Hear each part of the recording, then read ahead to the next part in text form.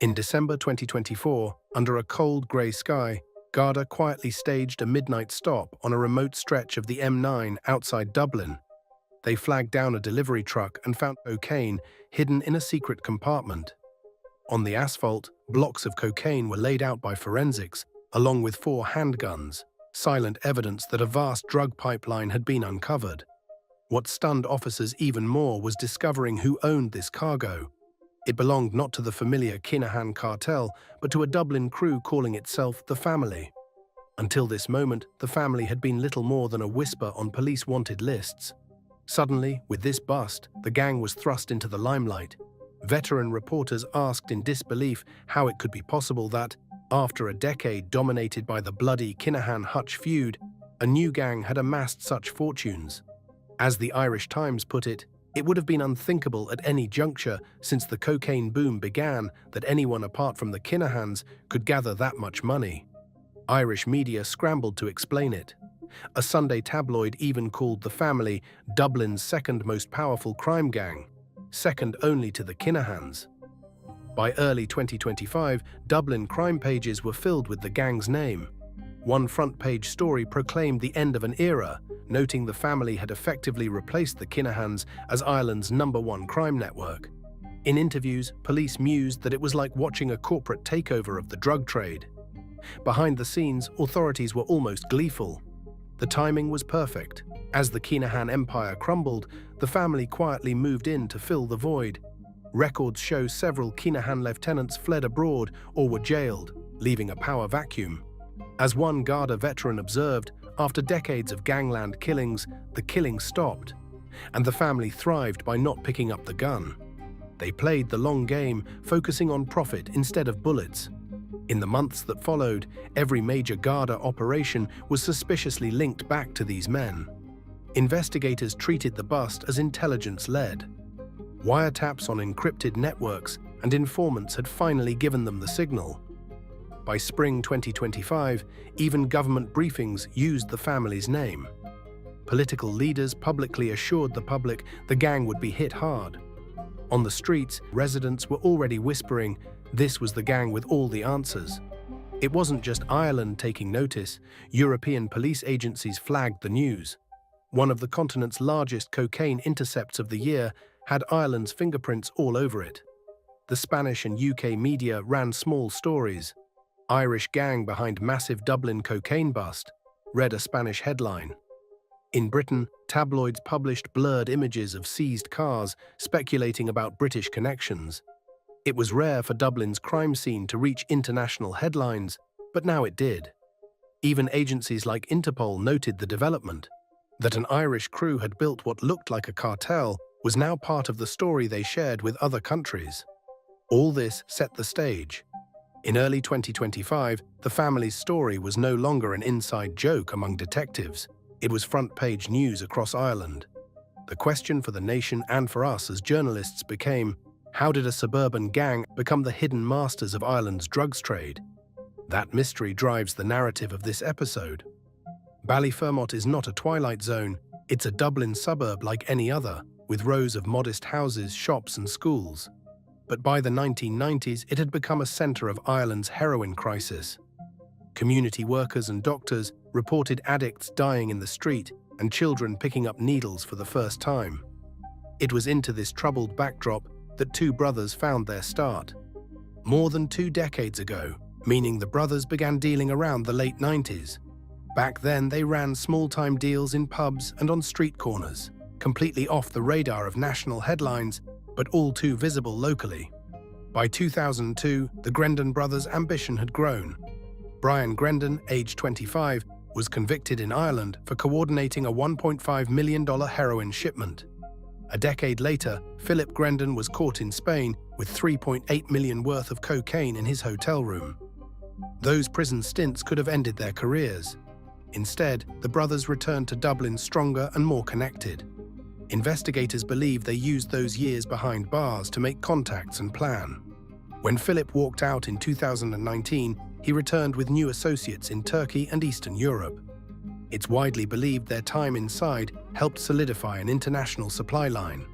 By 2020, Garda sources say the family was operating one of Ireland's most prolific drug-dealing networks, handling heroin, cocaine and cannabis across the country. Locals say the Gangland brothers attended funerals and soccer matches right here, keeping a low profile. Meanwhile, they had built the backbone of a cartel. Bank ledgers discovered in raids list thousands of euros in payments to front shops and nightclubs. And they ran the operation under cover of ordinary life. By the late 2010s, the network had grown from a local heroin ring into a nationwide syndicate. Drugs from Asia and South America poured through Europe and quietly arrived in Dublin. The family's couriers moved them by van all over Ireland. Detectives later remarked that dealers in Cork and Limerick were suddenly getting better supplies than ever because they had started buying from the family's new wholesale route. One observer put it as a corporate joke. The family used Ballyfermot as their branch office, and Ireland was their nationwide market. Local law enforcement is now convinced the family's leadership really is family.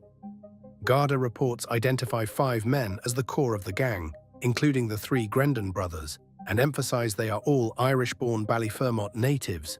One of the brothers is widely believed to be the overall boss, while another brother and a cousin manage day-to-day operations. A 4th brother is also implicated, though he escaped recent raids. In short, it's a tight circle bound by blood. Unlike many loose street crews, the family trusts only insiders. They run this criminal enterprise out of West Dublin, but they project power far beyond one neighbourhood. The brothers invested their cash in fronts, shops, pubs, and especially a high-end car garage in Clondalkin.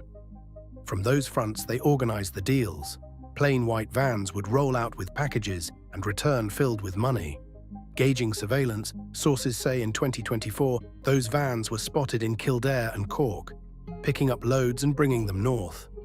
In Belfast, data from road sensors matched some vehicles that later delivered shipments to Dublin. The family's reach was effectively national. They also enforced unwritten turf lines. For example, Garda intelligence reports that a rival gang from North Dublin tried moving into Cabra and Blanchardstown, an area traditionally outside the family's zone. The result was a flurry of low-level violence. Cars burned, intimidation notes left at homes, windows smashed. The family responded with covert hits on the rival gang's couriers, burglary of stash houses, for instance, rather than public gunplay. It was a subtle message: we can go after you, but we won't announce it. In short, the family's territory is enforced by intimidation, not headlines. Effectively, to be on the family's side, you simply had to work with them. Dealers in Ballyfermot and Clondalkin now pay taxes to this gang. One Garda source revealed that even petty thieves selling pills for profit must first clear it with the family's bosses or risk a violent response. This system is every bit as powerful as any marked turf line on a map. In practice, it makes West Dublin a de facto fiefdom of the family. Behind the scenes, the family's operation resembles a private corporation. They manage huge shipments of drugs, from cocaine to heroin to cannabis. Garda analyses illustrate the scale. In early 2025 alone, raids traced to the family netted 182 cars of cocaine, worth about $14 million, dozens of other big busts of powder and pills. These weren't flukes. Detectives say they were routine shipments in the gang's calendar. One Irish report sums it up bluntly. The family operate one of Ireland's most prolific drug-dealing networks, generating millions a year in illegal profits. They built this network through multiple routes. For heroin, Garda say the gang dealt with contacts in Turkey and Eastern Europe. For cocaine, shipments arrived via South American channels into Europe, then were brought across the Atlantic by ship or ferry. Key to cracking the gang was technology. In 2023, French investigators cracked an encrypted messaging network used by cartels worldwide, known as Ghost, and found around 100 active users in Ireland. Shared intelligence revealed that some of those addresses and calls belonged to the family's lieutenants, effectively mapping out their supply lines. Within Ireland, the family ran a countrywide distribution grid. After arrivals, bulk loads were split at safe houses and forwarded to dealers nationwide. Smaller cities like Waterford or Galway suddenly reported surges in supply because local pushers were receiving packages from the family's vans. In Dublin, the system was more elaborate. Multiple stash houses, some disguised as ordinary homes or businesses, stored kilogram packets, which were then handed off to street-level dealers on motorcycles or cars. A traffic camera record once showed dozens of pickups in Ballyfermot in a single week tied to that garage front, a mechanistic reminder that drugs were flowing constantly. Think of the family's logistics like any big business's supply chain. They even used business-like codes. Detectives noted that encrypted texts referred to fruit and vegetables for heroin, cocaine, they guessed, and events for major shipments. Intercepted messages discussed dates and amounts as if they were project deadlines. By piecing these terms together, Garda analysts essentially created a supply chain chart. Only the cargo was drugs, not widgets. For our narrative, this underscores a chilling fact. These criminals behaved more like corporate managers than gangsters. Lockdowns during COVID-19 only reinforced their approach. When pubs and clubs closed, police expected dealers to suffer. Instead, Garda noticed that the trends put to bed any idea that drugs were only a pub and club problem. Users still wanted product. The family, with its established network, simply switched to delivery and home sales. When restrictions eased, they emerged stronger in the market. In other words, even a national crisis couldn't stop their pipeline. All that drug trade produced enormous cash. Garda sources estimate the family took in tens of millions of euro per year. The Criminal Assets Bureau, CAB, has long pursued them. One report notes CAB has targeted the family for at least 10 years. In practice, that meant gradual asset seizures. Raids have turned up houses, safe deposit boxes, and piles of cash. In one office, officers found $500,000 stuffed into bags, money the gang had hoped to stash away. Investigators also seized luxury vehicles, sports cars, SUVs, bought on thick criminal receipts. Every high-end watch or set of gold bars they recovered was a trophy as well as an indictment of how much wealth was at play. The family's strategy had been to funnel money into Ireland. That included buying property. As of this episode, courts have frozen at least a handful of houses and apartments believed bought with the family's profits. While owners often deny knowledge, the timing of purchases, often just before a major drugs arrest, raises suspicion. Even some bank accounts were closed by institutions after suspicious activity reports, effectively cutting gang members off from normal financial channels. This legally sanctioned inconvenience might seem small, but for a crime network, it's a big block on laundering cash. They also spent lavishly. On camera, Garda showed reporters seized contraband, including designer clothes, stacks of $50 bills, and crates of liquor, signs of how they lived. In 2024, it was widely reported that the gang spent hundreds of thousands on luxury cars and watches. Detectives quipped that if the family were a legitimate company, they would rank among the wealthiest firms in West Dublin. This conspicuous consumption was a trap. Each asset left a forensic trail. For instance, the smash and grab of a $100,000 sports car by Garda in 2023 added another nail to their coffin. The upshot, the family's pipeline of income was being choked. One undercover source told the Sunday Independent that the gang started to panic in late 2024 as big stashes kept disappearing in seizures. He said they were finding it big trouble to pay off their network. The floods of money they were used to were suddenly running dry. By 2025, sources say the organization was in crisis. The money map was now being redrawn by the state, not by them. Remarkably, the family rose without the public shootouts that once terrorized Dublin. Instead, their violence was quieter, targeted, often hidden. For example, Garda inquiries uncovered a disturbing scheme. The family would recruit teenagers into selling small amounts of drugs on credit, then stage a robbery of the teen's own stash. The result was the teen or his family suddenly owing thousands. Unable to pay, they faced threats or beatings. One report specifically noted this tactic, using kids as pawns and then extorting them. The psychological cruelty of that plot has drawn particular outrage in coverage. We do know of at least one public shooting linked to this gang. In December 2024, Garda foiled an attempt to assassinate a known rival gunman in West Dublin. The target was injured but survived. Police say this hit was ordered by the family or their affiliates, as the would-be assassins had been tracked at the family's stash houses. Afterward, detectives remarked how close the city had come to another gangland bloodbath. The arrested attackers had purchased guns on the black market, a reminder that if needed, the family could tap into lethal force. Garda also found real weapons. In a 2023 raid on a supposed family safehouse, officers uncovered 4 loaded handguns plus ammunition. One newspaper later reported that the 25 kilos of cocaine seized in that raid rattled the gang's leadership, implying they were preparing a major move. These guns never made headlines in a shooting, but their presence underscored the potential for violence. Detectives later said that drug traffickers often rent murder services. What mattered was that the gang had the means if they chose.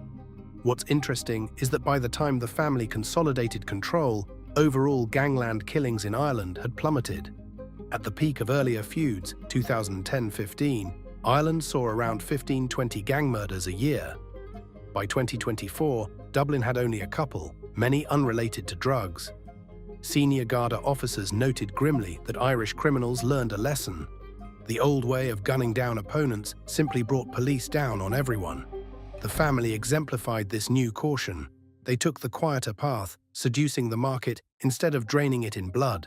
Still, a brewing conflict remains. In early 2025, Garda sources reported that a splinter group, young dealers once allied with the family, had begun encroaching on their territory.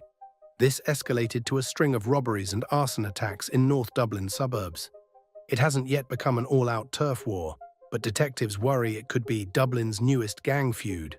If so, the family's silence might end, and then the violence could escalate.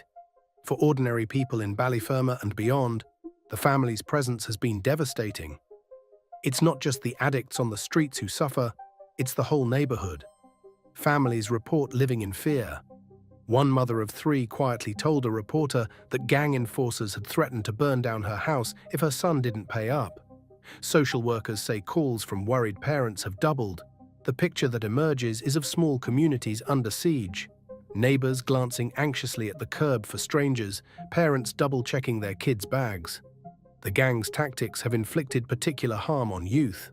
Local youth centers report many teens who just vanished into dealing or addiction. Garda have documented cases of school-aged children being robbed at knife point of their supposedly earned money. In one tragic example, a 16-year-old who became addicted after dabbling in dealing later appeared in court accused of serious offenses, a cycle of victim becoming offender. Nurses in emergency rooms have seen spikes in young overdose patients and self-harm, knowing their problems often started with a knock on the door from someone wanting payment. Communities are fighting back as best they can. Support groups have formed, neighbors volunteer to check on each other during raids. Local schools now hold extra drug awareness programs, with Garda visiting to talk frankly to students. One youth counselor noted a grim joke among teens: better a burglar in the living room than a family debt enforcer. It captures how deeply the fear has sunk in. Nevertheless, activists remain determined. They campaign for sports facilities, after-school clubs, and counseling programs as alternatives for vulnerable kids. Some have successfully lobbied for a satellite police station in the area, hoping a visible cop presence will deter criminals. In the media and among politicians, the debate has broadened. Commentators ask hard questions. Why did it take so long to see this gang? Are social conditions partly to blame? Opinion pieces on a side say that without investment in Ballyfermot, jobs, housing improvements, mental health services, any gang could eventually thrive. Others say this is a law and order issue and celebrate the Garda's success. The clash of views is now part of the story. For our documentary, we highlight both sides: the economic and ethical context that allowed the family to rise, and the human toll their reign has taken on communities. Ireland's police force has responded with everything they have. Over the past 2 years, the family was made a top priority. Specialized units, the Garda National Drugs and Organised Crime Bureau, the Emergency Response Teams, and the Criminal Assets Bureau all collaborated. Surveillance of suspected addresses went 24/7. Analysts combed through cell tower records and financial transactions. By late 2024, it became clear to detectives that the operation required a full assault. The climax came in March 2025. Codenamed Operation Prime, it saw synchronized dawn raids in Ballyfermot, Clondalkin and beyond. Armored vans blocked streets. Emergency response unit teams with battering rams crashed through doors. In minutes, 5 suspects, including the reputed boss and his 2 brothers, were handcuffed in bed. Phones and laptops were seized. TV cameras caught the scene. One officer radioed out, "Suspect down," as a man in pajamas was led out. Across Ireland that morning, headlines announced that the family's core had fallen. But even as the guns cleared, the intelligence work continued. Garda officers credited international cooperation for the breakthrough. In 2023, when French police took down the Ghost network, they passed on intercepts that pointed to Ireland. The FBI and Europol exchanged data on suspicious money flows tied to Irish IDs. Ireland even worked with the UK and Norway to track some small shipments. In effect, this was a global manhunt honed on a local target. Legal authorities are now preparing lengthy trials. Prosecutors have invoked Ireland's new Gangland laws against these men, charges like directing an organized criminal group and participating in a criminal organization. Those statutes carry maximum penalties far harsher than standard drug charges. If the convictions stick, some could face decades behind bars. Garda have publicly vowed to tie up every loose end: the foot soldiers, the money men, everyone. In press briefings, they called the case the biggest blow to organized crime in years. The family's saga has become a national phenomenon. Newspapers and TV news continually update the story, breaking down each raid and arrest. Crime podcasts have entire series on The Family Files. On one true crime radio program, a commentator mapped the family's supply routes on the air, sounding like a thriller novelist. From South America's shores to these Dublin docks, they moved tons of poison until the cops showed the next morning. Television talk shows have invited criminologists and Dublin locals to debate the fallout, and even late-night comedy shows have satirized the quiet suburb turned cartel. In print, investigative journalists have pieced together the timeline.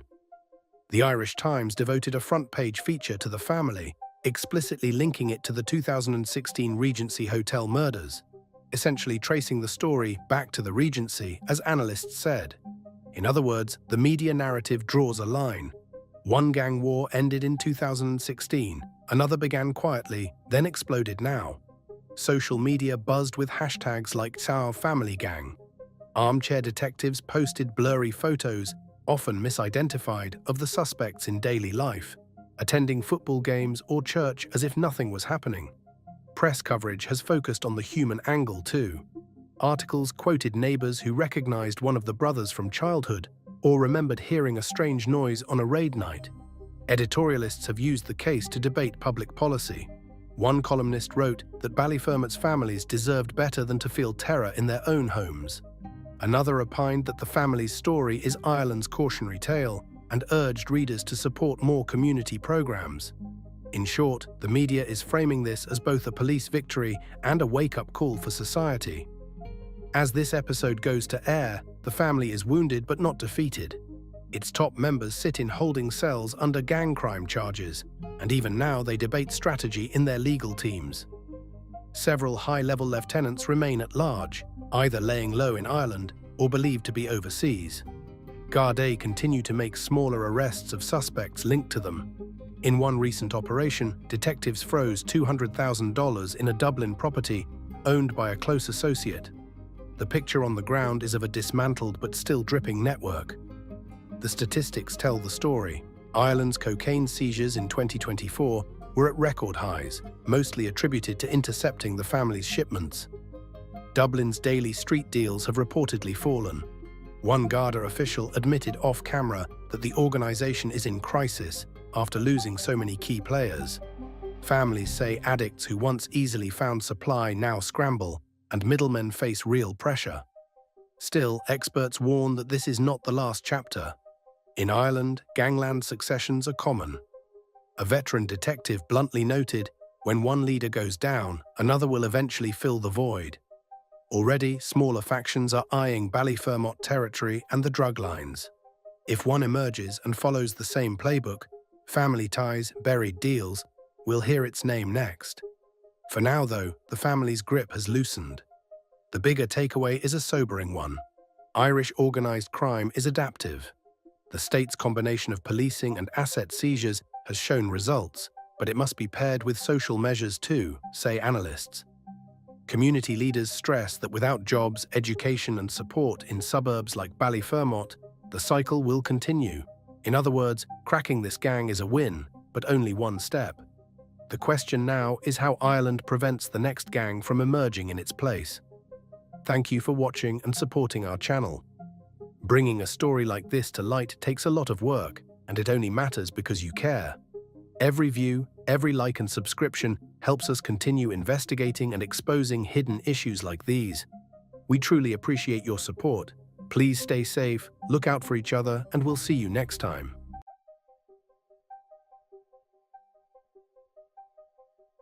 It's a chilly evening in East London. On the surface, areas like Walthamstow and Leighton seem like any other part of the city. Kebab shops closing up, double-decker buses lumbering down the high road. But behind the everyday bustle lies a shadowy underworld, controlled by a gang so feared that their name has become synonymous with brutal violence. They call themselves the Marley Boys, a street gang that rose from these very streets and built a reputation as one of London's most ruthless crime networks. With an estimated 40 to 50 members, ranging from teenagers to men in their early 20s, the Marley Boys control the local drug trade through intimidation and bloodshed. Police say they've been responsible for hundreds of violent incidents in the borough of Waltham Forest alone. Their story is one of poverty, power and profit, a true crime saga playing out in real time on the streets of East London. But as night falls, these young men transform into foot soldiers of a sprawling drug empire, enforcing their will with knives, guns and even acid. Tonight we delve into the origins of the Marley Boys, explore their turf and shine a light on the bloody feuds and lucrative drug routes that define their reign. This is a journey into the heart of East London's Marley Boys, a Vice investigation into a gang that's equal parts street savvy and merciless. The Marley Boys emerged around 2015 amid the concrete estates of Waltham Forest. They weren't the first gang to roam these streets. In fact, they began as a splinter group. Back then, a local crew known as the Beaumont Crew, also nicknamed Let's Get Rich, LGR, held sway in parts of Leighton. A dispute or power struggle within that gang gave birth to a breakaway faction. A group of ambitious young members broke off, determined to carve out their own operation.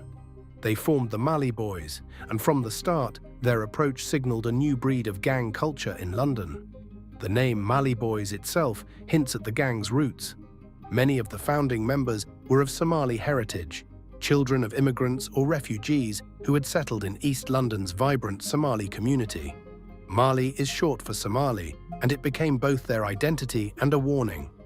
Yet the group was never exclusive to one ethnicity. From early on, it recruited anyone who proved themselves.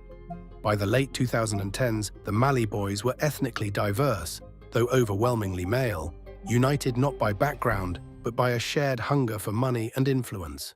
They bonded on the sprawling housing estates and youth clubs of Leighton and Walthamstow, where opportunities were scarce and the temptation of fast cash was everywhere. What really set the Marley Boys apart was their mindset. A report commissioned by the local council found that unlike the older generation of London gangs, who obsessed over defending their ends or postcodes, the Marley Boys had a mercenary, profit-driven ethos. Territory wasn't about pride of place, it was about business. One study described them as the most business-driven, violent and ruthless gang in the area. They treated the streets like a marketplace to be dominated, not just a hometown to be protected. This marked a shift in gang culture. Emotion and reputation took a backseat to enterprise, and anyone who stood in the way of that enterprise was met with swift and brutal retribution. The Marley Boys' stronghold lies in the borough of Waltham Forest, particularly the neighbourhoods of Leighton, postcode E10, and Walthamstow, E17.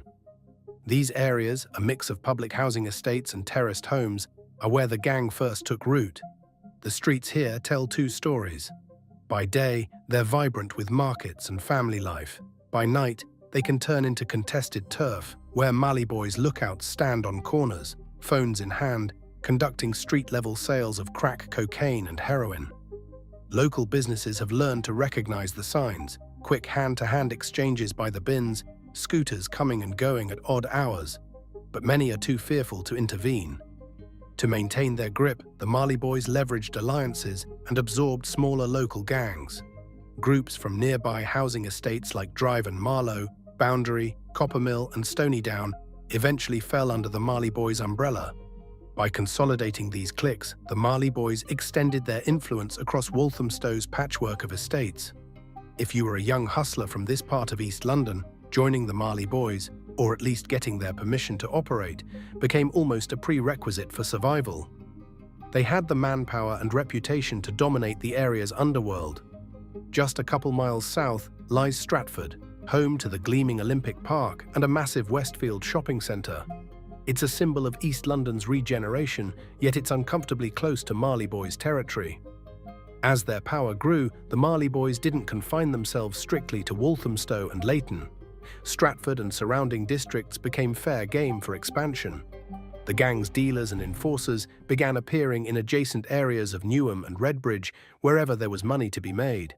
If a corner in Stratford could turn a profit, the Marley Boys wanted in. Their territory was no longer a single postcode. It was any place that could be exploited for drug sales. From the crowded marketplaces of Walthamstow to the high streets near Stratford Station, the Marley Boys learned to operate in plain sight, blending into the urban landscape even as they quietly took it over. By the late 2010s, the Marley Boys had honed a business model that was as lucrative as it was cold-blooded. It wasn't enough to dominate the drug market at home, they wanted to export it. The gang became deeply involved in county lines drug dealing, a scheme where urban gangs send dealers, often children or teenagers, to smaller towns to sell drugs. On any given day, you might find a young Marley Boys operative catching a train at London's Liverpool Street Station, headed out to places like Norwich in Norfolk or seaside towns in Essex. Police intelligence revealed that the Marley Boys were using the direct line from Liverpool Street to Norwich to shuttle their product and people. In the eyes of these East London gangsters, cities like Norwich, quiet, far from the turf of rival London gangs, were open territory, ripe for the taking. They ran these operations with startling professionalism. Older gang members, often referred to as olders, would recruit school-age boys, and sometimes girls, as drug runners. These youngsters were given train tickets, cheap phones, and a pocketful of wraps of heroin or crack.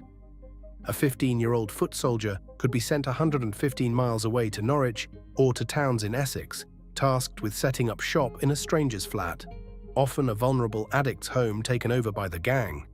The Marley Boys provided scripts, how to text customers, which stash houses to use, and expected results. If the kids delivered, they'd get a few £100s and maybe new Nike gear. If they failed or lost product, the consequences were vicious. Many of these youths effectively became trapped, victims of grooming and intimidation who felt they had no way out. The county lines trade turned the Marley Boys into a £1 million enterprise. By 2018, police estimated the gang was pulling in around $50,000 a week from drug sales, an almost corporate level of revenue, but built on exploitation and violence. They were shrewd too.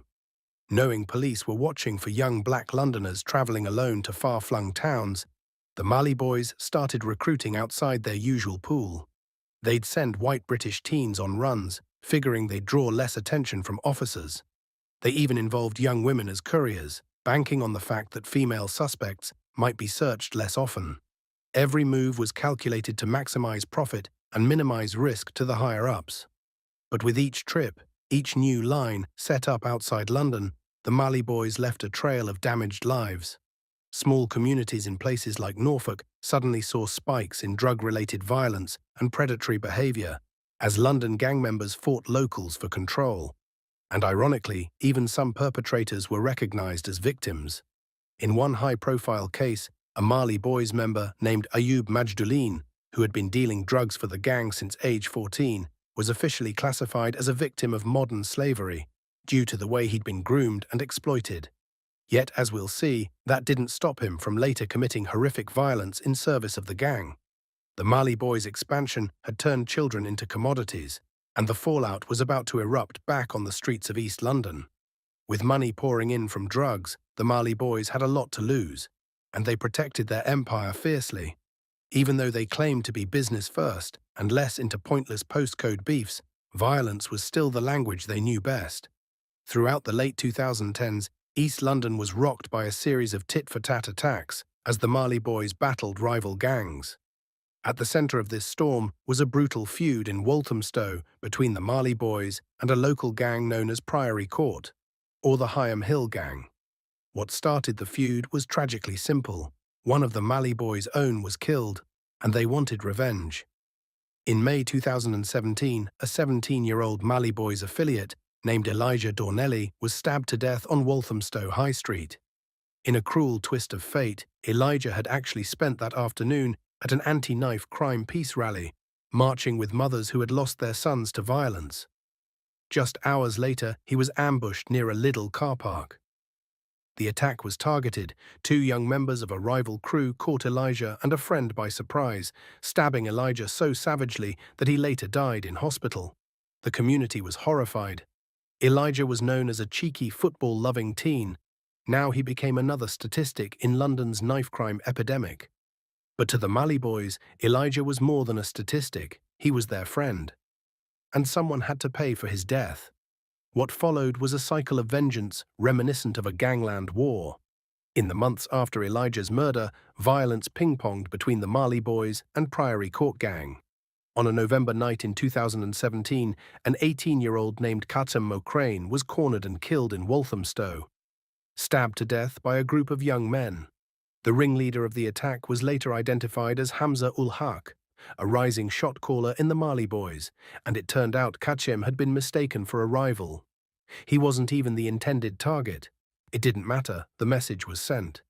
Then, in March 2018, as retaliation escalated, the Marley Boys struck again. They opened fire on a van in Walthamstow, killing 20-year-old Joseph Williams Torres as he sat with a friend. Joseph, too, had no gang affiliation. He was an innocent local man who happened to be in the wrong place, mistaken for a Priory Court member. The senselessness of these killings underscored how dangerous the feud had become. No one was safe once the Marley Boys' blood was up. Indeed, the feud saw tactics normally unseen in street disputes.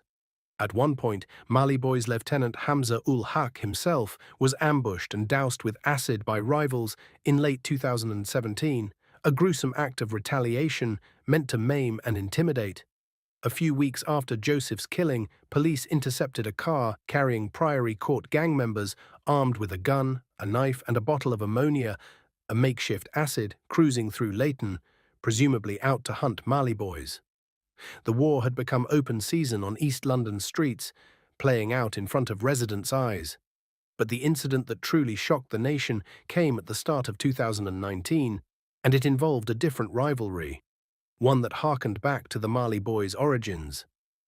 On the evening of 8th January 2019, a group of Marley Boys were prowling Leighton in a stolen Mercedes, looking for anyone tied to their old enemies, the Beaumont crew. They spotted a teenage boy riding a scooter on Bickley Road. His name was Jaden Moody, and he was just 14 years old. Jaden had fallen in with the Beaumont crew, the very gang the Marley Boys had splintered from, and was allegedly working for them, dealing drugs that night. The Marley Boys saw an opportunity for payback. In a flash, they rammed Jaden's moped with their car, sending the boy crashing to the ground. Before Jaden could even understand what was happening, 5 attackers leapt out. One of them was 19-year-old Ayoub Majdoulin. CCTV footage, too horrific to show in full, later revealed what came next. Jaden was stabbed repeatedly, at least 9 times in 7 seconds. The ferocity was unimaginable. The teenager stood no chance. Jaden's murder was brutal and brazen. The street where he fell was a residential area. People came out of their homes to find a boy dying in the road. He became the youngest victim of London's gang violence that year. The public was outraged. How could a 14-year-old be hunted down in our capital's streets? Police quickly identified the Marley Boys as the culprits. Ayoub Majdoulin, a known Marley Boys foot soldier, was caught and eventually sentenced to life in prison, minimum 21 years, for Jaden's murder. In court, it emerged that Ayub had himself been exploited by the gang since he was Jaden's age, a chilling example of how the cycle perpetuates. The other attackers with him that night have yet to be brought to justice, protected by the gang's code of silence and fear of retribution. The killing of Jaden Moody put an intense spotlight on the Marley Boys. Media outlets dubbed them one of London's most feared gangs. In Waltham Forest, residents already knew the name. Now the whole country did. The story had all the elements of a nightmare: children killing children, vulnerable youth groomed into violence, and communities caught in the crossfire. But for the Marley Boys, it was just another chapter in an ongoing saga of turf and territory soaked in blood. By 2019, they had cemented their status through fear. The question was, what would authorities and the community do about it? Hamza ul Haq. In the underworld of Walthamstow, that name carried weight.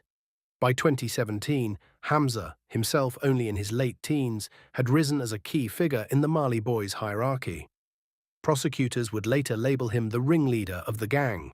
He was implicated in ordering or personally taking part in multiple murders amid the gang's feud.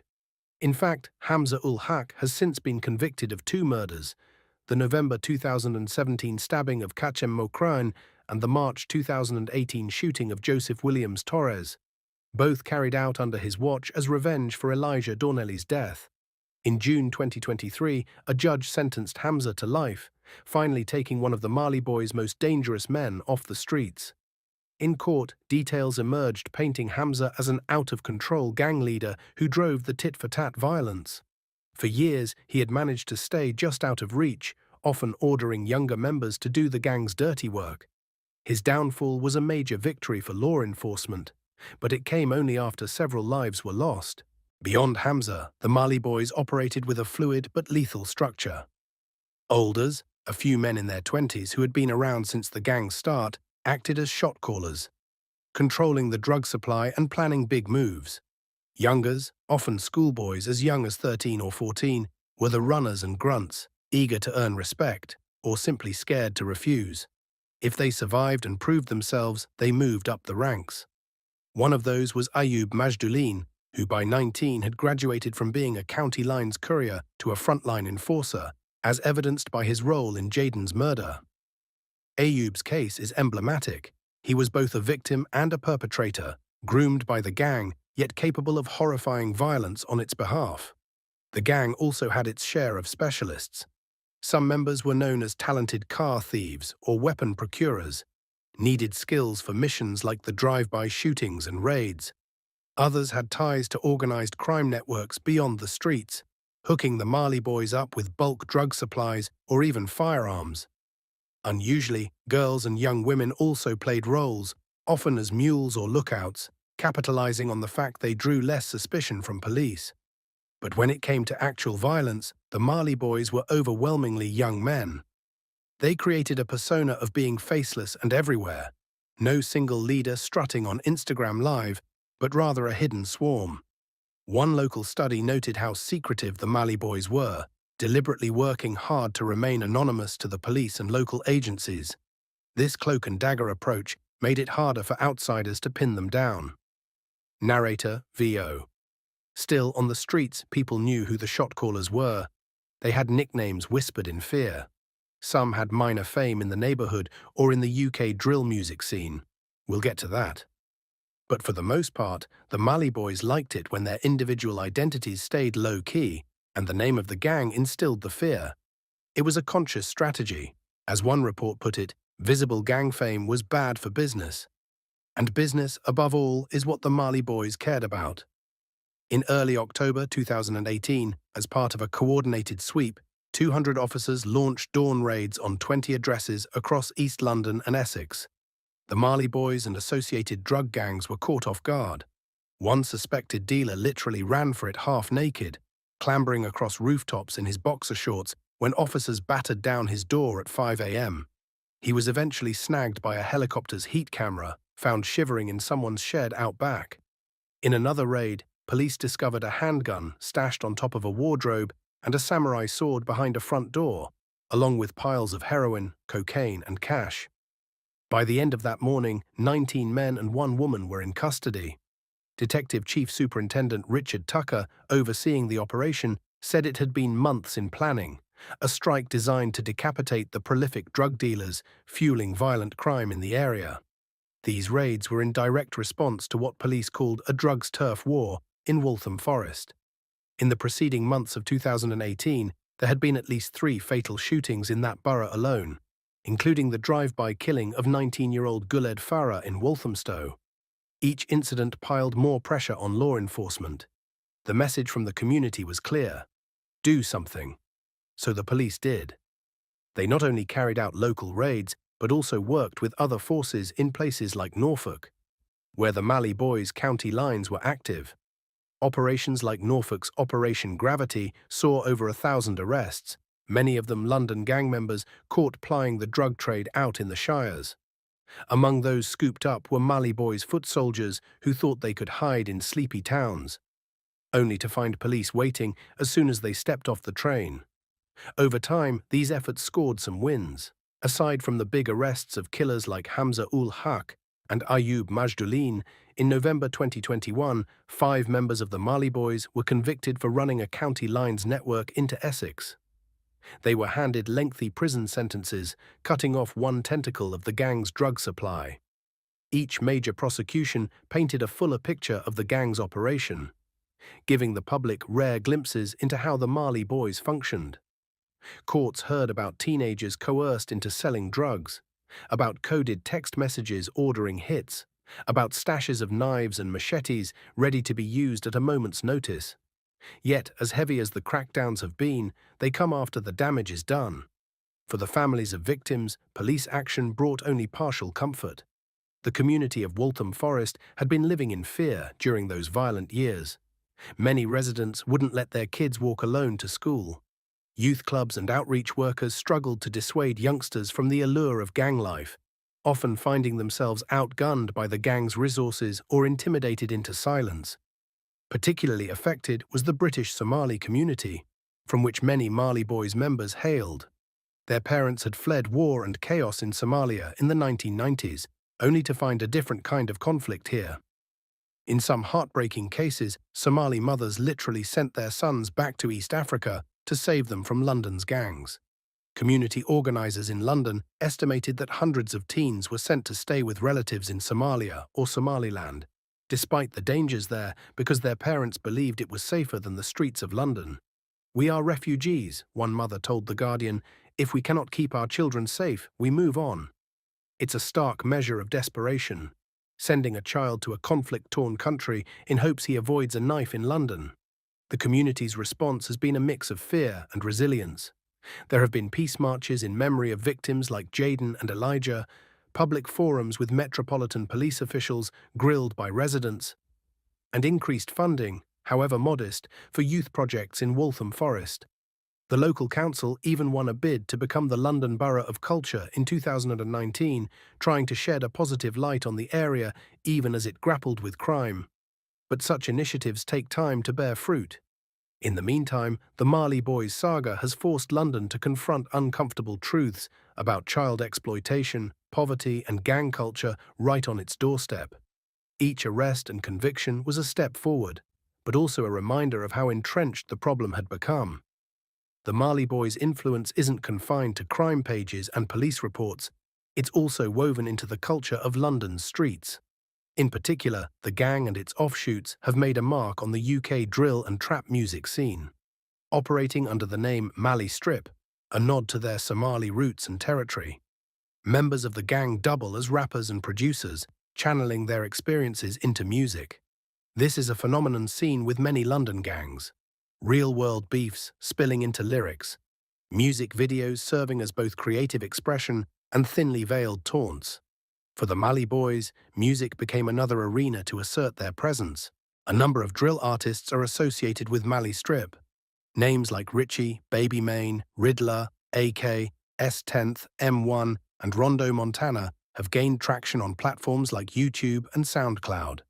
Their songs often reference the gritty life on the Strip, slang for their turf, and make allusions to the hustle and violence that the Marley Boys are known for. In one track, 41 Gelato, Richie and Baby Main collaborate, blending melodic auto-tune with stark lyrics about getting money and dodging foes. The video garnered hundreds of thousands of views, the comments section filled with flame emojis and shout-outs to Malistrip. To their fans, these artists are putting British Somali identity on the map, rapping in English sprinkled with Somali words, slang like lakag for money or huyo for mom, and even referencing traditional Somali foods in their rhymes. It's a representation that the older generation never saw growing up. Vice magazine noted that this surge of Somali talent, including the Mali strip rappers, has given a once underrepresented community a powerful voice in UK music. But with authenticity comes controversy. These drill tracks double as street anthems and sometimes as gang propaganda. Lyrics can contain coded boasts about real events, a stabbing here, a robbery there, which to insiders clearly tie back to incidents in the Marley Boys feud. Opposing gangs listen too, and they respond in their own songs. It's a dangerous call and response that has, in other cases in London, led to more violence. The authorities have taken note. There have been instances where drill music videos get removed from YouTube at police request for inciting violence. Some Mali strip videos tiptoe on that line, with rappers brandishing knives or making gun gestures on camera. Yet it's also a form of storytelling, a grim reportage from the front lines of urban struggle. The Marley Boys have also permeated news and media, turning into almost an urban legend. Tabloids and broadsheets alike have run features on them, dubbing them London's most feared gang, or highlighting their earnings and brutality. A 2019 Telegraph report, for instance, detailed how the Marley Boys raked in up to 50k a week, selling drugs, and noted their uncompromising brutality, even by London Gangland standards. The name Marley Boys evokes a mix of fascination and fear, a case study for think pieces on failed integration of refugee communities for some, or on austerity and youth services cuts for others. They've been the subject of academic research, council debates, and yes, even Vice documentaries like this one. In the public imagination, the Marley Boys symbolize the new face of organized street gangs, multicultural, media-aware, even in their secrecy, and entangled with everything from drill music to transnational trafficking. Yet there's another side to that cultural impact. Some community members worry that the glorification of the Marley Boys in music and media could lure more youngsters into emulating them. When a Marley strip track racks up millions of views, a teenager in East London might see notoriety and street fame as achievable, even cool. On the flip side, others argue that the music is shining a light on the social issues behind the gang. Unemployment, identity, marginalization, forcing listeners to confront why groups like the Marley Boys exist in the first place. As always, Vice takes the view that understanding the story in full, the glamour and the gore, is essential to having that conversation. The story of the Marley Boys is still being written. As of today, many of its key players are behind bars, serving long sentences for murder, drug trafficking, and other crimes. The gang has been dealt heavy blows by law enforcement crackdowns. But on the streets of East London, new struggles are constantly emerging. The drug markets the Marley Boys once dominated haven't disappeared. Other groups and remaining members will undoubtedly attempt to fill any void. The cycle threatens to continue. As long as there are profits to be made and disenfranchised youths to recruit, the risk of another Marley Boys, or a resurgence of the same gang under new leadership, looms large. Still, there are glimmers of hope. Community leaders in Waltham Forest are more mobilized than ever to steer kids away from gang life. Former gang members are speaking out about their experiences, warning others not to follow the same path. And the dialogue around issues like county lines and youth grooming has reached the national stage. The Marley Boys, in their own dark way, forced Britain to confront the reality that children can be both victims and perpetrators in the drug trade. A wake-up call that has spurred new policies and policing strategies. In the end, the tale of the Marley Boys isn't just about one gang. It's about a community and a city caught between hardship and hope. It's about how a group of young men, many of them kids, became both the product and the provocateurs of a system that failed to protect them. It's a story of survival and ambition, twisted into violence. As we leave the housing estates of Leighton and Walthamstow, the first rays of sunlight reveal murals and memorials, testaments to lives lost too soon. The concrete is stained with memory. The Marley Boys wanted to remain invisible, but their actions made them infamous. By shining a light on them, we also shine a light on the conditions that created them. The cameras might stop rolling and the headlines might fade, but the work on these streets, to reclaim them, to heal them, carries on. In the words of one grieving mother, enough is enough. This has been a Vice true crime investigation, Inside the Marley Boys, a gang story still unfolding amidst the resilient heart of East London.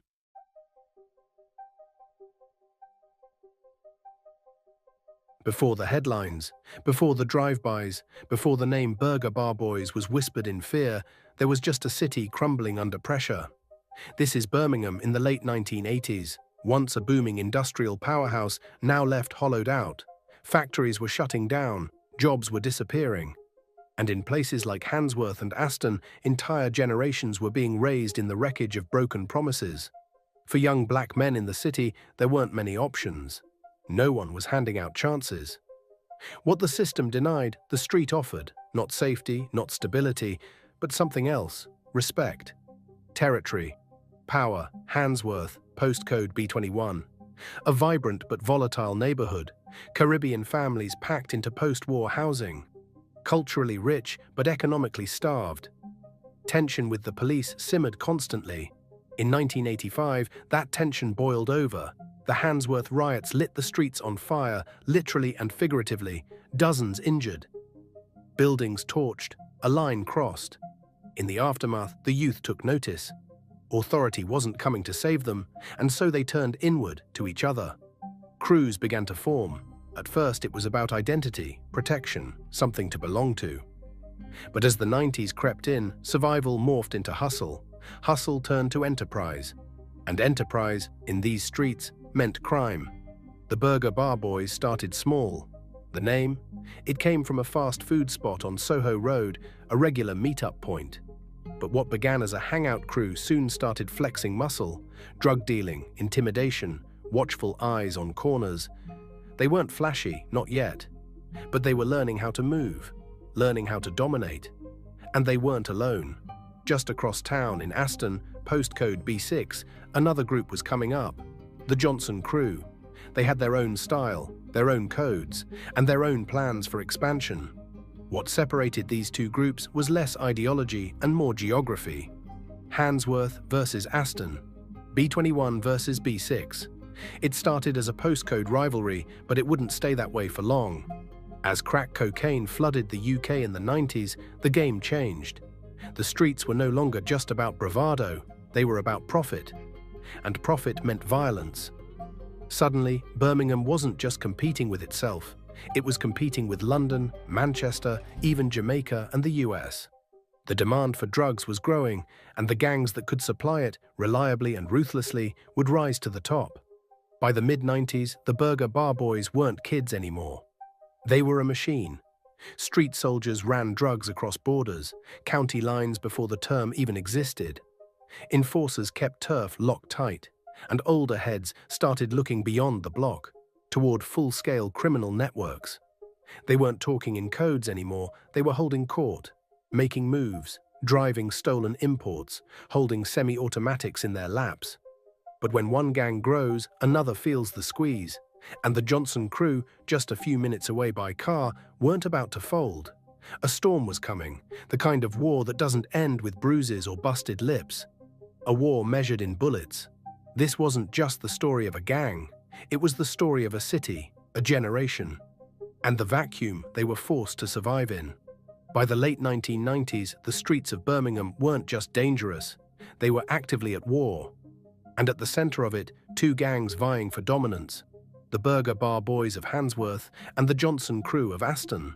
The lines were drawn, but the rules, there weren't any. What began as a rivalry rooted in postcode pride had mutated into a brutal campaign of violence, retaliation, and reputation. For every shooting, there was a response. For every insult, a counterattack. Young men barely out of their teens carried Glocks and Mac 10s as if it were normal. Because for them, it was. The city was being carved up. Crack houses turned into miniature fortresses, parks and estates became hunting grounds, and local communities, they were caught in the crossfire. Drive-bys weren't rare, they were expected. Masked men on mopeds, stolen vehicles with fake plates, houses riddled with bullets, their windows blown out as children lay flat on the floor inside. The war wasn't just physical, it was psychological. Dominance meant fear, so each gang made it a mission to outdo the other. They would parade through enemy territory in convoys, crash house parties just to make a point, spread word on the street that they were untouchable. One night, it might be the Johnson crew spraying a barber shop linked to the Burger Bar Boys. The next, it's a B-21 enforcer stabbing a rival outside a takeaway. And as the tit-for-tat escalated, so did the casualties. But the real turning point came in the winter of 2002. December. Johanna Martin, a known Burger Bar boy, was parked in West Bromwich when he was ambushed and killed in a hail of bullets. No warnings, no chance to run. The message was clear. This was war. Martin's death wasn't just a loss, it was a spark. Then came the new year, January 1st, 2003. A house party on Birchfield Road, Aston. Music pumping, young people laughing, dancing, counting down to a new chapter. But outside, in the dark, a car pulls up. Inside, 4 men from the Burger Bar Boys, armed and angry. In seconds, they open fire. The bullets fly blindly. In the chaos, 2 teenage girls fall, Charlene Ellis and Letitia Shakespeare. Neither in a gang, neither involved, just teenagers celebrating the new year. Both were shot dead. Charlene's twin sister Sophie was hit too, but survived. The city didn't. That shooting shattered Birmingham. The media swarmed. Politicians lined up to speak. Communities lit candles and cried. For years, violence had stalked the city's postcodes, but now the world was watching. And the police? They could no longer afford to play catch-up. West Midlands police launched a manhunt. Raids, surveillance, phones tapped, cars bugged. And in the middle of it all, one undercover officer stepped into the lion's den. His name was Neil Woods. Disguised as a heroin addict, Woods embedded himself into the Burger Bar Boys network. He played the part perfectly, a strung-out user, desperate for the next hit. But behind the scenes, he was gathering intel, mapping the gang's hierarchy, tracking their movements. What he saw shook him. Debt collectors who didn't just rough people up, they tortured them. Enforcers who used sexual violence as punishment. Drug runners recruited from broken homes, paid in fear. This wasn't street crime, it was calculated clinical domination. Woods was nearly exposed more than once. At one point, dragged into a locked toilet stall, beaten, interrogated. He survived barely. But the information he brought out would form the backbone of future arrests. Back on the surface, the fallout from the Aston shootings continued. 4 men were arrested and charged, among them Charlene Ellis's own half-brother. It was betrayal layered on tragedy. In 2005, the convictions came down hard. Life sentences, minimum 35 years. The court case was historic, the first time secret witnesses were allowed in an English trial. Protection was tight, tensions were high, and on the outside, Birmingham watched, hoping that maybe, just maybe, the worst was over. But this was only the end of the beginning. When the gun smoke cleared after the Aston shootings, the city paused. Streets once roaring with rage now sat under a hush. The headlines spoke of justice, life sentences handed down. Faces of killers splashed across the evening news. Some called it the beginning of the end. But the Burger Bar Boys weren't finished. They were evolving. The arrests didn't dismantle the gang, they restructured it. With key figures behind bars, a shift began. The young, flashy shooters who made headlines gave way to older, sharper minds who understood something the street-level soldiers didn't: how to make money without getting caught. What emerged was a more disciplined criminal enterprise. Less chaos, more control. The Burger Bar Boys began operating more like a syndicate than a street gang. They stopped seeking attention and started building an empire. Drugs, of course, remained the foundation. Heroin and crack cocaine flowed through the Midlands like veins. But now their operations stretched wider, county lines expanding, stretching into Shropshire, Staffordshire, even as far as Devon and Cornwall. Young runners were sent out from Birmingham to set up shop in smaller towns, moving weight with burner phones and coded language. Enforcement became more calculated. Violence didn't disappear. It just became quieter. Instead of wild drive-bys, there were doorstep visits. Instead of public showdowns, there were vanishing acts. People who crossed the gang simply disappeared from the map or wound up in A&E with no one willing to speak. At the center of this transformation was a man named Nosaka Stevenson, or as the streets knew him, Nosa. He wasn't a loud figure. You wouldn't catch him on the front line waving guns or flashing watches, but behind the scenes, he was pulling strings. Stevenson had what many others lacked: patience. He knew the cost of recklessness, and under his watch, the Burger Bar Boys turned their street-level notoriety into a criminal brand, one that demanded fear, loyalty, and silence. Weapons were stashed in trap houses and garden sheds. Cash was moved through car washes, corner shops, even legitimate businesses. Drugs were cut, bagged, and distributed with assembly line precision. They used encrypted phones, secret hand signals, and layered intermediaries to insulate the top brass from risk. For a while, it worked. By the early 2010s, the Burger Bar Boys were quieter in the public eye, but far more dangerous. Police knew they were active, but pinning anything on the leadership proved near impossible. Witnesses were too scared, evidence disappeared, and behind every suspected dealer, there were 3 more ready to replace him. Still, Birmingham hadn't forgotten. The community was tired.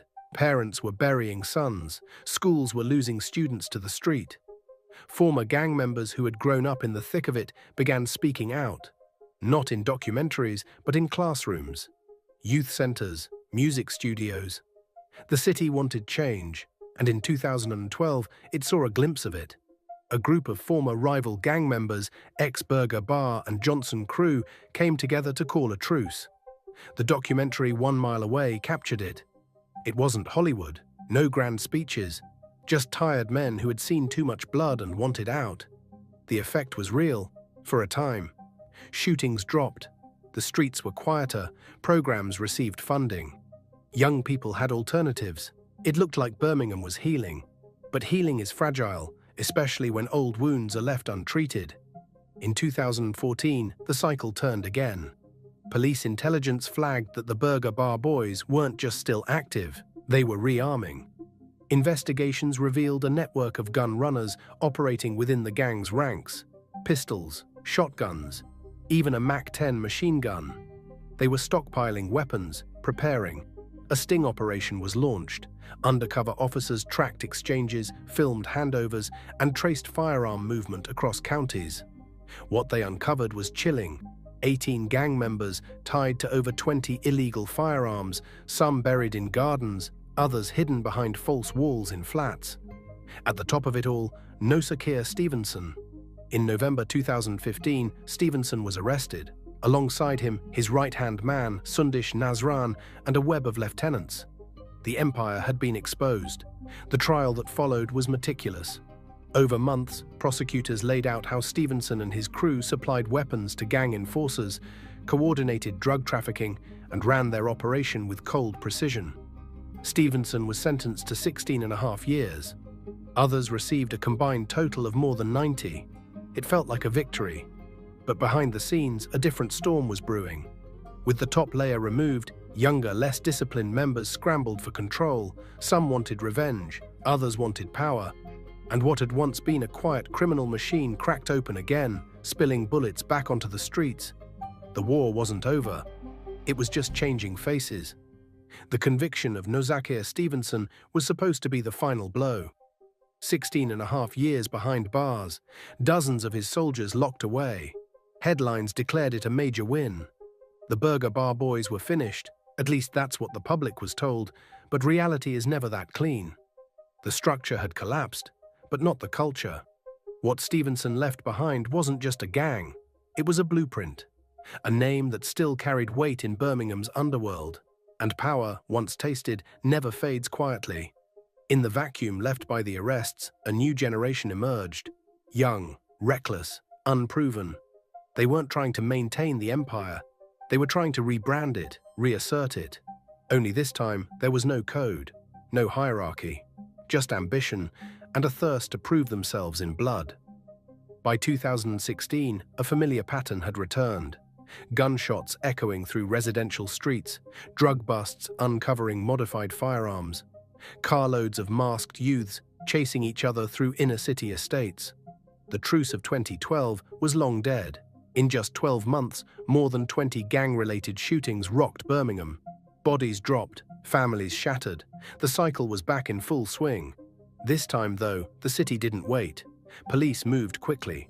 West Midlands authorities implemented one of the most aggressive gang crackdowns the UK had seen. But they didn't just arrest, they adapted. In 2016, civil gang injunctions were introduced, an unprecedented step. These weren't criminal convictions. They were legal restrictions slapped on known gang members. Some were banned from entering certain areas of the city, others forbidden from seeing specific associates or posting anything on social media that could be deemed gang-related.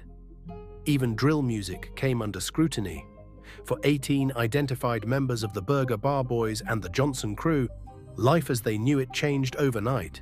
Some fought the orders in court, others vanished from the city altogether. But for the first time, the law wasn't waiting for a crime, it was trying to prevent one. Community leaders stepped in too. Outreach programs, youth mentors, ex-gang members turned activists.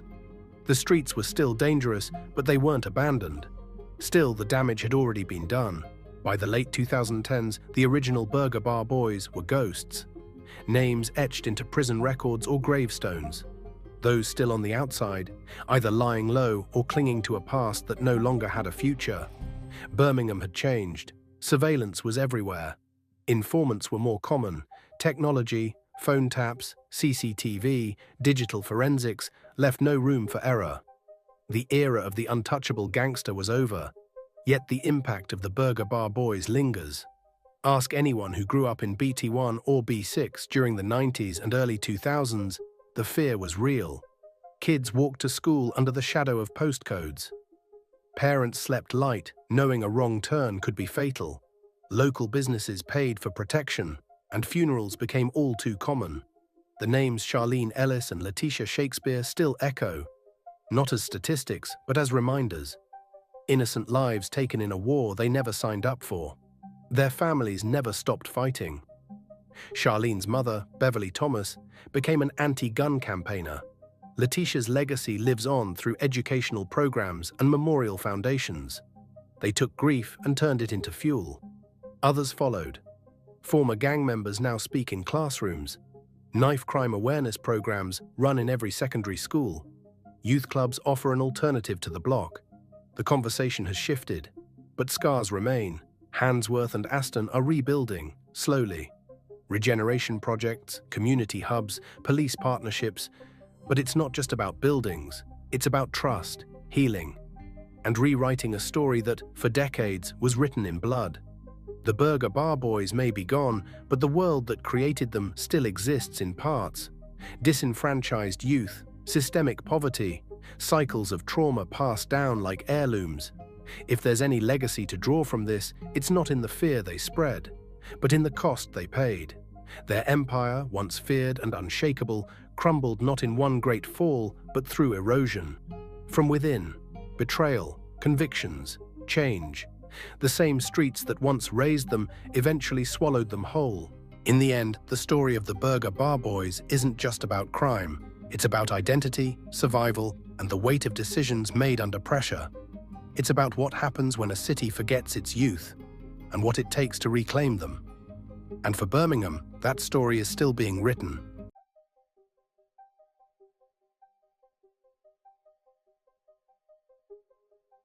Blanchardstown in the late 1990s was far from just suburban tranquility. In the shadow of new shopping centres and housing estates, a group of young criminals began to make a name for themselves on the streets. They were dubbed the Westies by Irish media, named after their stronghold in West Dublin's Blanchardstown suburb.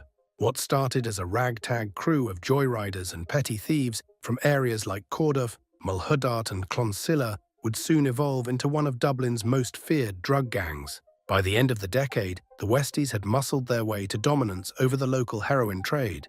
Exploiting the boom times of the Celtic Tiger, when cash and cocaine flowed freely.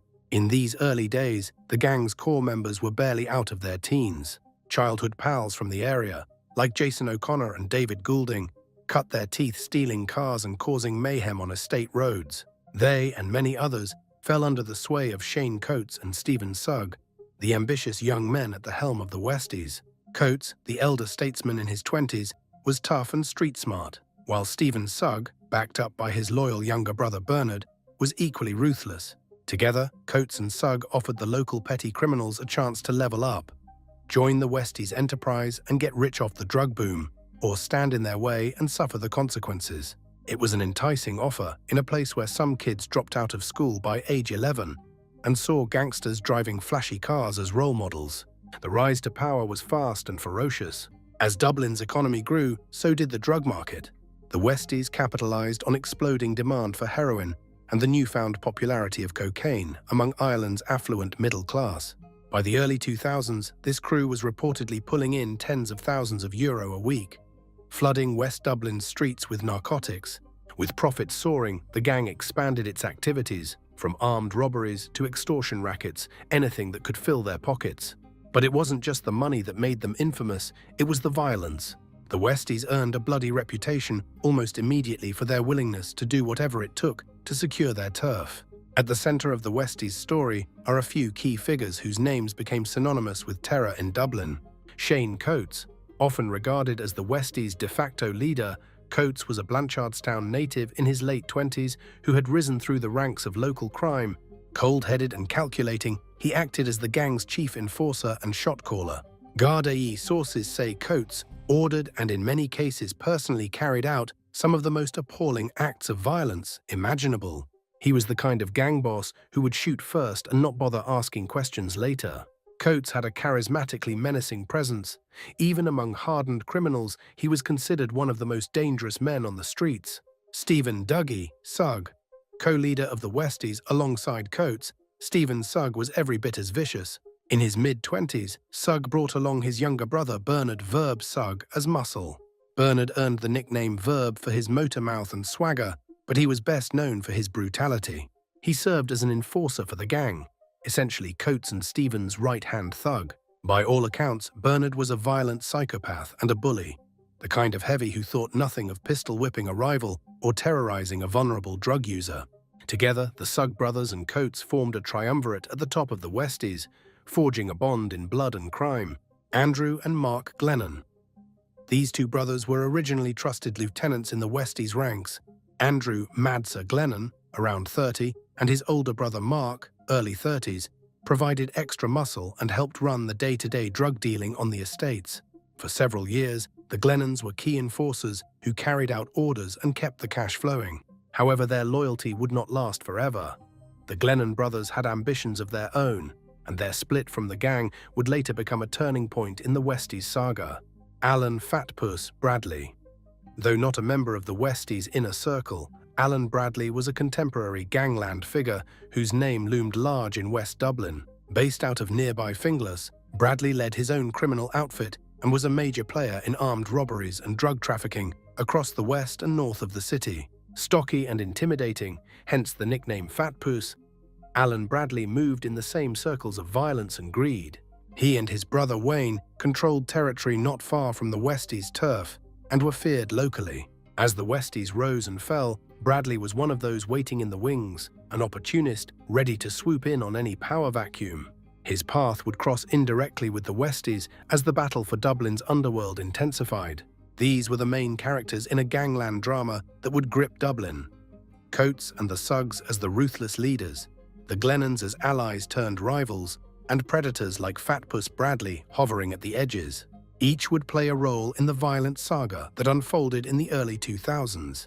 For about 5 years, from the late 1990s into the early 2000s, the Westies ruled West Dublin through fear. They didn't just sell heroin, they owned the trade, controlling most of the supply that poured into estates from Blanchardstown to Clonsea. They also dabbled in cocaine, capitalizing on the era's coke boom, and in classic gangster fashion, they shook down local businesses for protection money and knocked off cash-in-transit vans when the opportunities arose. What truly set the Westies apart was their extreme brutality. Even by Gangland standards, this crew's methods were shocking. They enforced their rule with kidnappings, kneecappings, and savage beatings. Drug addicts who owed as little as $10 were not spared. The Westies would drag defaulters into back alleys or abandoned lots and dish out horrifying punishment beatings over pocket change. One report noted that for debts as low as €10, the gang would terrorize the area, dishing out punishment beatings. To make an example, they seemed to revel in intimidation tactics. Kneecapping, shooting a victim through the knee to cripple them, was a favored warning shot. Slashing with blades was another. The gang had a reputation for slicing people up with carpet knives, leaving victims with permanent scars. In one particularly cruel incident, Westies thugs even assaulted a man in a wheelchair. To them, nothing was off limits if it maintained their iron grip on the territory. Extreme violence was practically the gang's calling card. Directed both at rival dealers and their own addicted customers, local residents lived in constant fear. The estates of Corduff and Mulhudart became the Westies' stomping grounds, and the gang acted like warlords. Witnesses to their crimes were terrified into silence. In fact, Gardai later remarked that despite numerous operations against the Westies, no one has ever testified against the leaders. Such is the notoriety of the gang. Intimidation was working. People knew that crossing the Westies or speaking to police could mean a bullet or a beating. A Garda source at the time summed it up bleakly. There would be a fear of retaliation. People are terrified. Even other seasoned criminals were wary of the Westies. They were earning a reputation as Ireland's most feared young gang. Untouchable villains who thought nothing of executing an enemy in broad daylight. Inevitably, the Westies' violent rise put them on a collision course with other underworld figures. The drug trade is never peaceful, and soon the gang was embroiled in vicious feuds, some against outside rivals and others within their own ranks. By 2002-2003, two major conflicts were brewing that would seal the Westies' fate. The Westies' first big war ignited over a drug deal gone sour. They had once partnered with a gang from the south side of Dublin, often referred to as the Crumlin Gang, to share drug supply lines. But greed and mistrust corroded the alliance. In April 2003, a North Dublin drug dealer named Paul Ryan, who had connections to the Westies' business, was found murdered execution-style in County Offaly.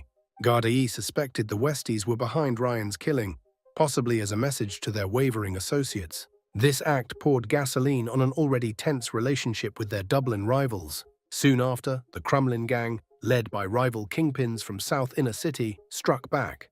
They allegedly targeted the Westies' leadership in retaliation, sparking a tit-for-tat cycle of violence.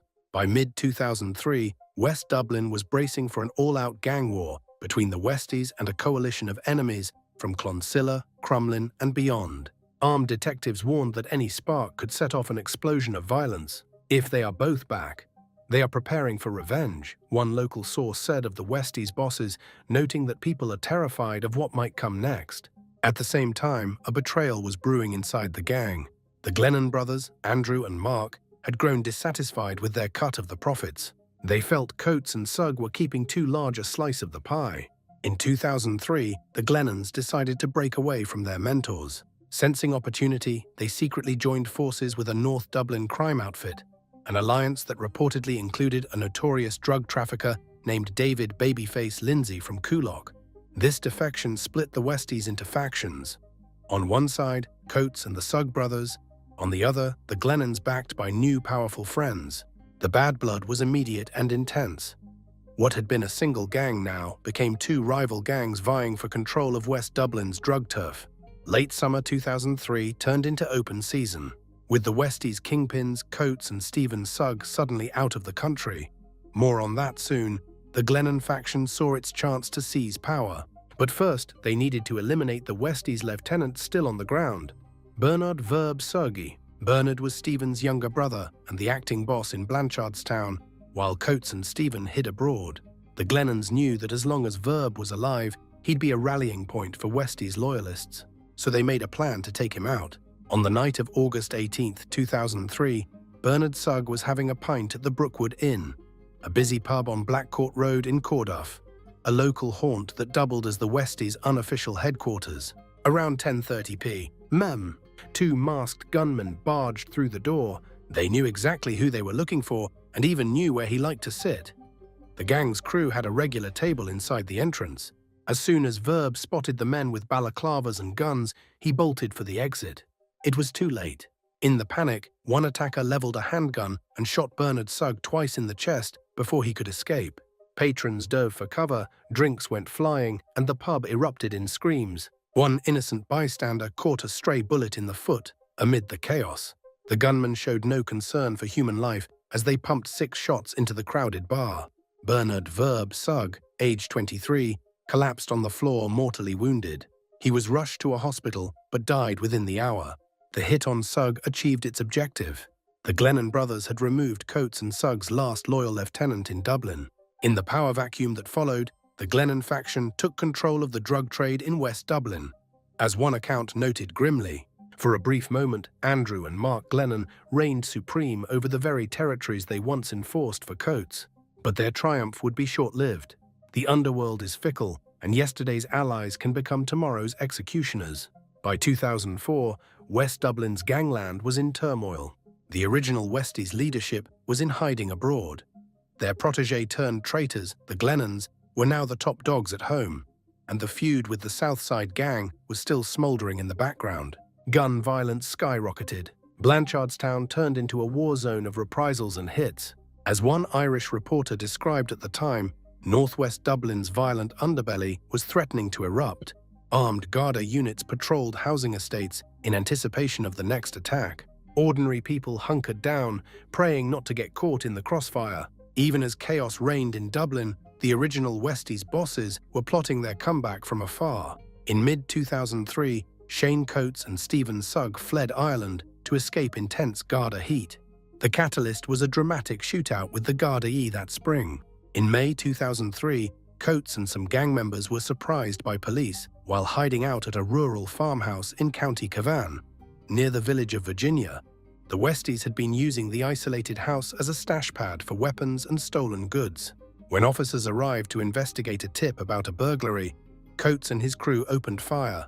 A wild gun battle ensued in the quiet countryside. Coates was wounded in the exchange, but managed to slip away in the chaos. He knew the net was closing in. The Gardaí were hot on his trail after that narrow escape. Rather than stick around for certain arrest or face retribution from the rival gangs in Dublin, Coates and Stephen Sugg decided to vanish.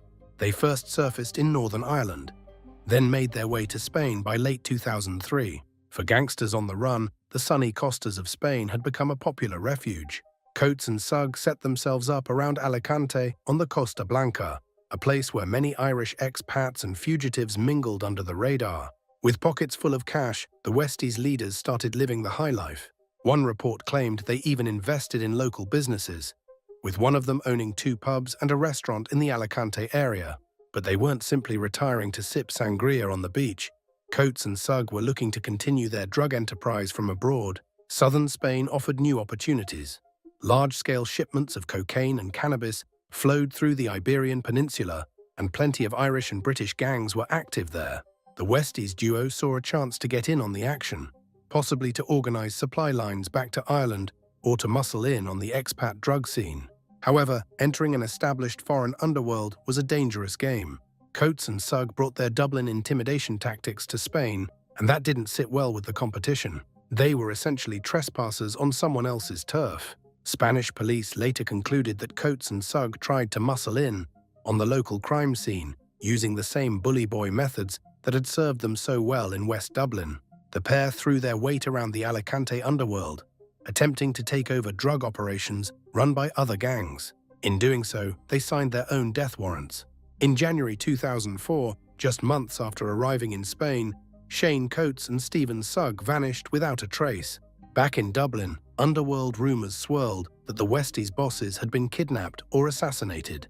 Initially, even the Gardaí weren't sure what to believe. Some speculated it was an elaborate hoax, that Coates and Sugg had faked their own abductions to lay low and take the heat off while plotting revenge on their enemies. One detective quipped darkly that this mysterious disappearance was the Spanish job, hinting it might be a con job rather than a real murder.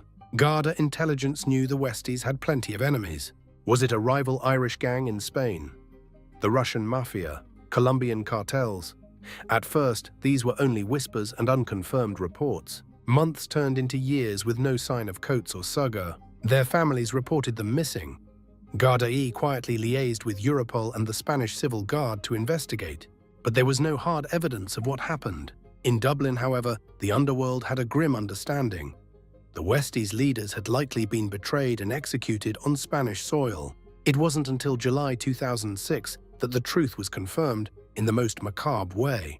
That summer, acting on a tip-off from an Irish informant, Spanish police unearthed a makeshift grave beneath a warehouse in the town of Cartel, near Alicante. Inside a pit under 6 feet of concrete lay 2 skeletal bodies. DNA tests later confirmed what many suspected. They were the remains of Shane Coates, 31, and Stephen Sugg, 27. The Westies kingpins had been shot in the head at close range, their bodies dumped and covered over with cement. Spanish investigators described the scene. The men had been likely lured to that warehouse, overwhelmed by attackers, tied up and summarily executed. A police spokesman in Alicante noted the brutality, saying the victims were each shot in the head and left in a shallow grave, mostly bones, by the time they were found. It was the ultimate betrayal. Coates and Sugg thought they were attending a friendly meeting, perhaps to broker a massive drug deal. In fact, a trap had been set. According to local reports, a rival Irish gang operating in Spain, allegedly one that had merged with former paramilitary members, arranged a phony drug transaction to lure the Westies in. The prize dangled in front of them was huge, a 200-kilogram cache of cannabis to be split or bought. Greed led Coates and Sugg right into the ambush. Once isolated in the warehouse, they were outnumbered and outgunned. The rival gang, likely Dublin criminals who had established themselves on the Costa Blanca, overpowered the Westies, tied them up, and shot them dead. Their bodies were unceremoniously dumped in a pre-dug pit and entombed in concrete under the warehouse floor. In Gangland fashion, the hitmen buried the evidence of the crime, literally building over it. Coates and Sugg disappeared off the face of the earth, leaving friends and foes alike to speculate for years. The discovery of their remains in 2006 made international headlines. Ireland's most wanted gang bosses had met a violent end abroad. Spanish and Irish authorities finally had closure on the case. The Westies leaders had been betrayed and executed by a rival Irish mob, likely as payback for their attempt to take over operations in Spain. As one Garda source put it, they won't find anything unless he is actually dead and his body is found. And now bodies had indeed been found. It was the dramatic climax to the Westies' story, but the bloodletting wasn't over yet. Back in Dublin, even before Coates and Sugg's fates were known, the Westies gang was unraveling. Bernard Sugg was dead, killed in 2003. Coates and Stephen Sugg were missing, presumed hiding or dead by 2004. That left the Glennon brothers as the last men standing in the Westies' power structure. After Bernard's murder, the Glennons and their new allies, like babyface Lindsay, took over West Dublin's drug business. They enjoyed about a year or so at the top of the heap, but as often happens in gangland, victory quickly gave way to infighting. By 2005, cracks formed between the Glennon brothers and the very partners from North Dublin, who had helped them seize control. Greed, mistrust, or a deal gone bad, whatever the cause, the Glennons became embroiled in a dispute with their new crime partners. The alliance that overthrew the Westies' leaders fell apart, and another deadly feud was sparked. The payback came swift and lethal. In April 2005, Andrew Madsa Glennon, 30, was ambushed and shot dead near his home in Clonee, on the border of West Dublin. Sources say at least 4 gunmen took part in the well-planned hit, a sign that powerful enemies wanted Glennon eliminated.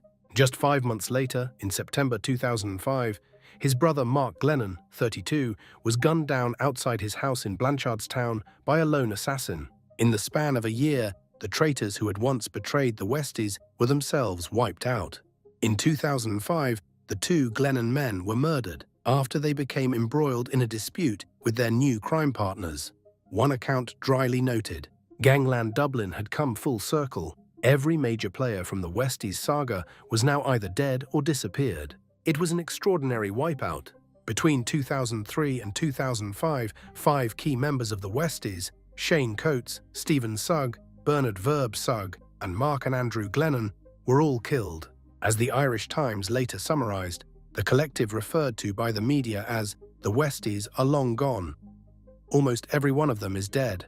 The gang that had once terrified Blanchardstown effectively imploded, brought down by its own violent ethos and the swords of its enemies. The few who weren't dead were behind bars or in hiding. One Garda operation after another had targeted the Westies and their affiliates. By mid-2000s, the authorities, along with rival gunmen, had effectively dismantled the Westies' network. Even as the blood was drying on the pavement, the Gardaí continued to round up the remnants. Police had been relentless in pursuing the gang's activities, from the shootout in Cavan to surveillance on known members back in Dublin. Surveillance operations, drug busts, and the Criminal Assets Bureau, CAB, all played roles in squeezing the gang. Notably, Alan Fatpuss Bradley, operating in the same sphere, was hit with a hefty $750,000 tax demand by KB for his ill-gotten gains, which gives a sense of the money sloshing around. In one dramatic episode in 2011, years after the Westies' collapse, Gardaí got wind that some younger criminals were invoking the Westies' name and trying to reform the gang. This new Westies plot involved a scheme to kidnap a bank worker as part of a robbery, a classic tactic in Dublin's underworld. However, a Garda swoop foiled the revival before it could take off. The police arrested the conspirators and made it clear that the Westies brand would not be making a comeback on their watch. The fearsome gang was history, its surviving members scattered. When the dust settled by the late 2000s, West Dublin's underworld had been irrevocably altered. The Westies were gone, but the drug market they once dominated did not simply disappear. Instead, a power vacuum opened up and many were eager to fill it. For a time, chaos reigned as different factions scrambled for pieces of the Westies' former turf. The feud between Jason J. O'Connor and David Gully Goulding, two one-time Westies associates who had grown up stealing cars together, is one small example. These childhood friends turned bitter enemies after the gang's disintegration, with each blaming the other for past betrayals. Their personal war led to further bloodshed in the years after, showing how the ripple effects of the Westies saga continued on local streets. Bigger fish, meanwhile, swam in to claim dominance. In the nearby neighbourhood of Finglas, a veteran gangster, Martin Marlowe Hyland, had been running one of Ireland's largest drug operations in parallel to the Westies' reign. After Hyland was assassinated in late 2006, ironically by his own crew, figures like Alan Fatpuss Bradley stepped into the vacuum. Bradley's Finglas crew and others from North Dublin started taking over the armed robbery and drug rackets that the Westies and Hyland had once controlled. As of the late 2000s, three main factions were jostling for supremacy in northwest Dublin's crime world, one led by Fatpuss Bradley, another by a returning armed robber, and a third by an up-and-coming gangster from Finglas's Kippure area. Gangland abhors a vacuum, and the fall of one gang simply meant opportunity for the next. The names and faces changed, but the brutal business continued. On a broader scale, the void left by the Westies was eventually filled by more structured and internationally connected cartels. The late 2000s saw the rise of the Kinahan cartel, a Dublin crime family that expanded into a global drug empire. They, along with other gangs, absorbed much of the Irish drug trade. The chaotic days of the Westies gave way to a more corporate style of organized crime. Yet for all their power, even the big cartels learned lessons from the Westies saga. They saw how internal feuds and reckless violence could bring a gang down in a hail of bullets. In West Dublin communities, the legacy of the Westies is a cautionary tale etched in blood. Older residents still remember the era when the gang's name was enough to make people double-lock their doors at night. The very word Westies became synonymous with savage violence. As one Irish crime reporter noted, the Westies were among the most dangerous of Dublin's organised crime gangs, a mob that dominated the local heroin trade and still operate, even as younger gangs came up behind them. Their story has been recounted in books and documentaries as an example of how quickly a gang can rise and how violently it can fall. Today, West Dublin's streets are quieter than during the Westies' heyday, but the scars remain. Virtually an entire generation of gangland figures from that time is either dead or serving long prison terms. The Westies, in particular, were wiped out so thoroughly that there was hardly anyone left to carry their flag. A 2014 analysis observed that of the gang leaders who made headlines in the early 2000s, almost all are now dead or in jail, with the Westies being the prime example. The void they left was filled, but not by a single successor. Instead, many smaller fires started where one big fire burned out. If there is any silver lining to their demise, It's that the extreme lawlessness they instilled in Blanchardstown was curbed, at least for a while, by their removal. The Gardaí's crackdown and the gang's self-destruction brought a measure of relief to residents who had lived in fear. As of the mid-2010s, Blanchardstown's gang feuds cooled compared to the Westies era, though new threats always loom on Dublin's crime landscape. Conclusion: a violent chapter in Dublin's underworld. The story of the Westies plays out like a tragic gangster film, except it was all too real. It began with impoverished kids in Dublin's West End looking for kicks and cash, and it ended with those same young men buried in concrete or riddled with bullets. In the span of a few years, Shane Coates and Stephen Sugg built a drug empire on fear, became kings of their domain, and then lost everything. Their gang's meteoric rise was fueled by Ireland's booming economy and insatiable hunger for drugs, while their downfall was fueled by betrayal, vengeance, and an overdose of their own violent medicine. What makes the Westies saga so compelling is its raw, unflinching brutality. This was not a crew interested in subtlety or negotiation. They ruled by the gun and the knife. They kneecapped addicts, abducted rivals, and left bodies in their wake as readily in Dublin as their killers later did to them in Spain. As one Spanish police lieutenant remarked after their bodies were found, the Westies were Dublin's most notorious drug gang, and they met a suitably notorious end.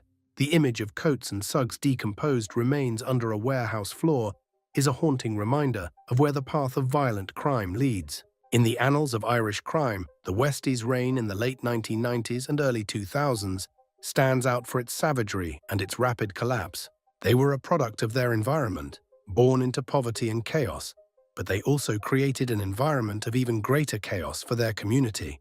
The gang's story has been recounted in newspapers, books, and even by word of mouth on Dublin's streets, ensuring their infamy lives on, even if they do not. Perhaps the ultimate legacy of the Westies is a lesson to the gangs that followed. Live by the gun, die by the gun. In the words of one Irish detective reflecting on that era, the Westies are long gone, almost every one of them is dead. Their tale remains a dark chapter in Dublin's underworld history, a blood-soaked saga of power, betrayal, and ruthless crime that will not soon be forgotten by those who lived through it.